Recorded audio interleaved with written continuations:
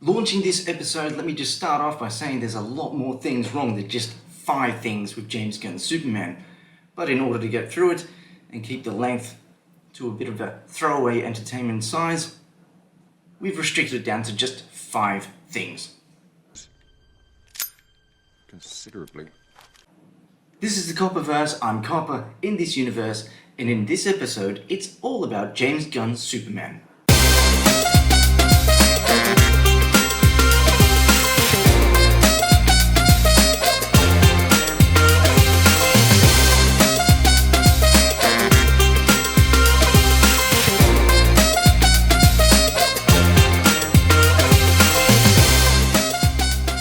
Flying in at number 5 of the 5 things wrong with James Gunn's Superman, it's the cinematography.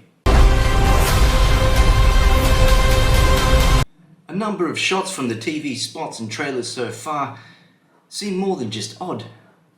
They actually seem familiar. It's like we've seen these sequences before in other films. One springs to mind, one that James Gunn praised as being one of the greatest superhero movies ever made.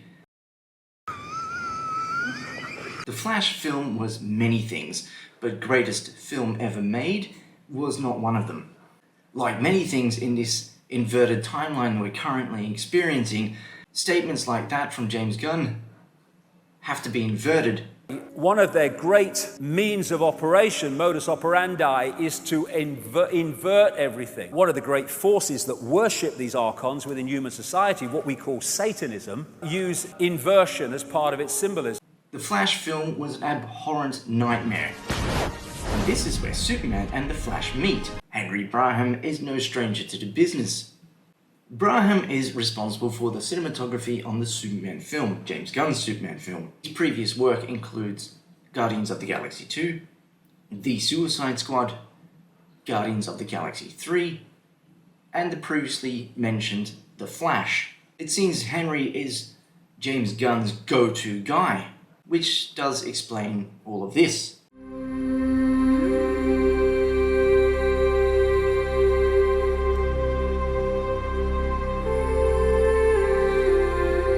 Shooting in at number 4 of the 5 things wrong with James Gunn's Superman, and it's Krypto.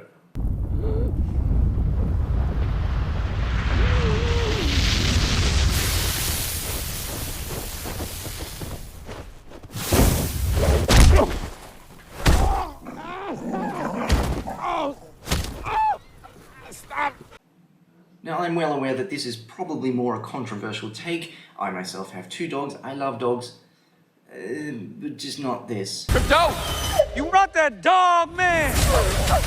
But if we're going to have a Krypto dog, for me, Krypto works best in outings such as this. Okay. Jump around! Jump up and get down! Films such as DC's League of the Super Pets, which I and my children thoroughly enjoyed. And this is where it works best, in an animated style film made for children. Especially when Krypto the dog is altered from being a majestic pedigree to a more of an ankle-biting annoyance. And no surprises here, James Gunn has based it on his own dog. It's pretty obvious that Krypto has been incorporated into the James Gunn's film in order to sell seats, push the merchandise, and that is exactly what it will do. Children are going to love Krypto because how can you not? It's an adorable little dog. Chiming in at number 3 of the 5 things wrong with James Gunn's Superman, the John Williams score.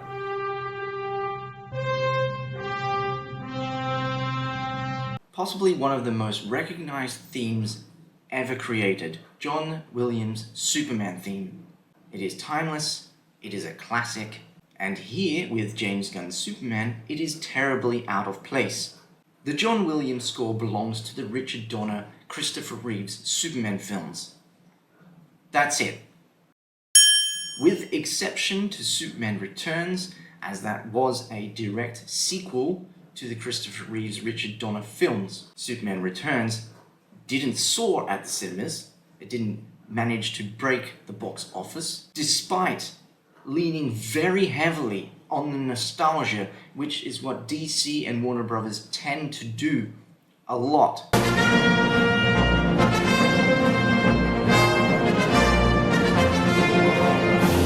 Shirley Walker was able to create something unique and new with Superman the Animated Series, while still maintaining a Superman feel. The Man of Steel score or soundtrack from legendary Hans Zimmer can be considered possibly one of the greatest scores ever created, and it gave The Man of Steel an instantly recognizable theme with just 2 notes. James Gunn's Superman, however, features a raped version of John Williams' theme, which makes it terribly out of place. James Gunn's Superman is not a sequel to Christopher Reeve's Superman. It has no link, it has no involvement, so incorporating John Williams' theme into it is nonsensical. Silly bastards. Danny Elfman, creator of the Batman theme from the 80s films with Michael Keaton, once stated that Batman only has one theme, so that would mean every single outing of the Batman, including animation, live action, computer gaming, will only ever have one theme to it. No, you will not hear a new theme for Batman. You'll hear Batman's theme for Batman. The Hans Zimmer had score for the last film? Or No, you'll hear Batman's theme. Batman has only had one theme. Your theme? Yeah. And so too, for Superman, that it should only ever be the John Williams theme. This to me is a clear indication of creative bankruptcy. Hans Zimmer proved that it can be done, as did Shirley Walker, creating something unique, something new for Superman that fits the character. Coming in at number 2, of the 5 things wrong with James Gunn's Superman, it's the Superman suit.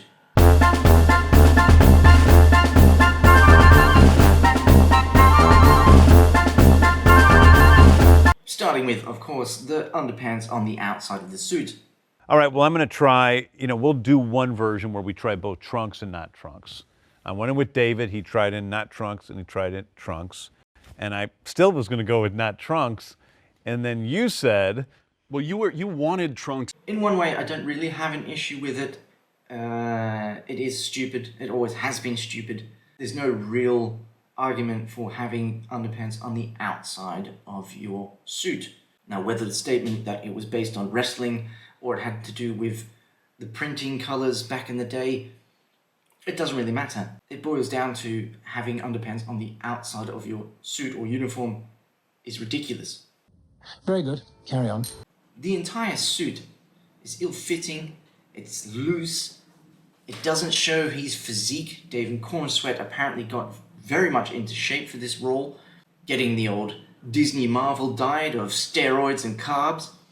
Unfortunately, we're not going to see any of that because this suit just hides all of his physique, making him look anything but super. The S shield is another problematic issue I have with this suit and the overall look. The S shield has more than likely been altered due to licensing issues. Superman will be public domain in the next few years, and then it's game on for any creative artist to do whatever they like with Superman without having to be sued by Warner Brothers or DC Comics. However, the S that's been used is the S shield from Kingdom Come, one of the greatest storylines ever created. James Gunn's Superman, however, is not a telling of that storyline in any way, shape or form, so having that S used for this is, again, a nonsensical issue that I have with the overall marketing of this film. Now, if the costume designers for James Gunn's Superman were going for a new 52 look, then they've absolutely failed. I myself actually liked the new 52 look of Superman, even the collar. There's no amount of copium or hopium that will convince me that this suit looks in any way, shape or form good. And coming in at number 1 of the 5 things wrong with James Gunn's Superman, it's James Gunn. Yes, the man himself is everything wrong with James Gunn's Superman. If ever there was a wrong man for the job on display, then this is it. And before I go further, I really am hoping to be completely wrong and to be proven wrong that this film, James Gunn's Superman, will actually be amazing. That it will be a Superman film for all, not just a certain group of people, certainly not just children, but for everyone. I want nothing more than just a great Superman film. However, from what we've seen so far, and based on everything that's been coming out, I cannot come to that conclusion. So why is James Gunn wrong for this? Well, to point out the obvious and most controversial reason for which he was fired only then to be rehired by the House of Mouse and the Home of Groomers. He's old, yes, they are old, and maybe they were just jokes, but his old tweets about pedophilia. Now this is my opinion, my personal opinion. If you are someone that makes jokes about pedophilia, go fuck yourself. Jokes about pedophilia or molesting children, never funny. No, why would you? Get the fuck out of here. However, because this is Hollywood, and this sort of degenerate behavior is promoted, championed, Gunn found his way as co-CEO of one of the biggest studios ever. A studio that is currently around 48 billion in debt, but still operating. My thoughts are that James Gunn's Superman will be a psychological project of projection, of James Gunn implementing his own crazy little reality into this Superman film. The childish and sickening jokes that Gunn is known for and has put in all his previous projects and films, they don't suit Superman. They don't belong with Superman. Based on what we've seen so far, I don't have much hope for James Gunn's Superman. One solid reason why I think James Gunn's Superman is not going to work is because it seems James Gunn doesn't have a fundamental understanding of the character. In the first official trailer, Lois and Superman are seen sitting in their apartment, obviously already in a relationship. So, Lois knows he is Superman, and yet we see a Reeves-style switch-up. Well, let's push off, shall we?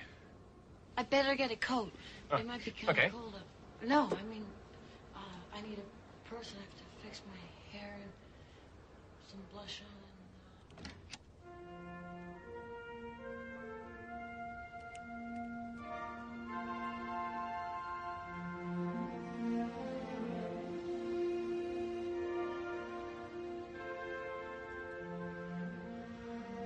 Lois, there's something I have to tell you. I'm really... I was, at first, really nervous about tonight. Clark Kent is the mask, the alter ego to hide his true identity, Superman. Superman is always Superman unless he's Clark Kent. What we've seen in James Gunn's trailer, however, with Lois interviewing Superman, doesn't really make sense. Lois knows he is Superman. So the switch up that's made here doesn't really work, it doesn't fit.